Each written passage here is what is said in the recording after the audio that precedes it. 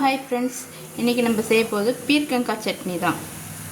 பீர்க்கங்காய் தோல் வச்சு சட்னி செய்ய போகிறோம். அதுக்கு தேவையான பொருள் மிளகா, பூண்டு, இஞ்சி. இது போட்டாலே போதும், வாசனையாக இருக்கும். தாளிக்கும் போது காமிக்கிறேன். தேவையான அளவு எண்ணெய் போட்டுக்கலாம். அப்புறம் இது உளுத்தம் பருப்பு போட்டுக்கலாம். இது கொஞ்சம் ரோஸ் ஆகட்டும்.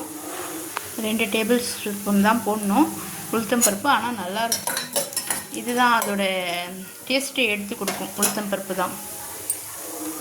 இப்போ ரோஸ் ஆகிடுச்சு. இதில் அப்படியே ஜீரா போட்டுக்கலாம் கொஞ்சம்.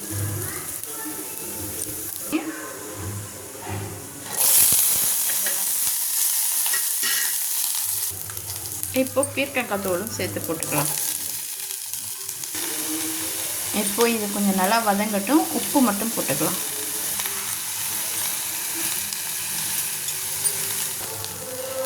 வதங்கிடுச்சு ஃப்ரெண்ட்ஸ். இது இன்னும் கொஞ்சம் லைட்டாக வதங்கட்டும். அதனால் மூடி வச்சு கொஞ்சம் ஆவி கொடுத்துடலாம்.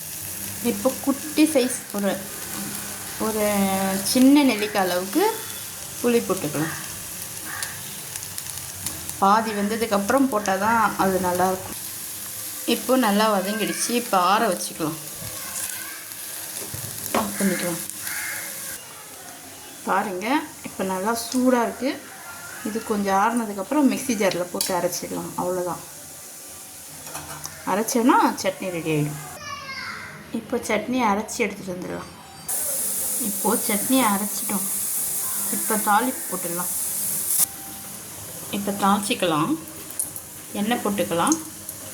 நான் எண்ணெய் எப்பயுமே கம்மியாக தான் போடுவேன். உங்களுக்கு வேணும்னா நீங்கள் அதிகமாக போட்டுக்கோங்க. கடுகு போட்டுக்கலாம்.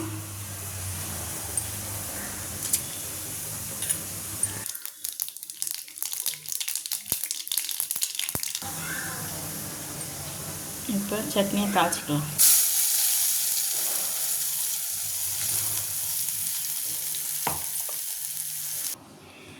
இப்போ சட்னி ரெடி ஆயிடுச்சு. சாப்பிட்லாம் வாங்க.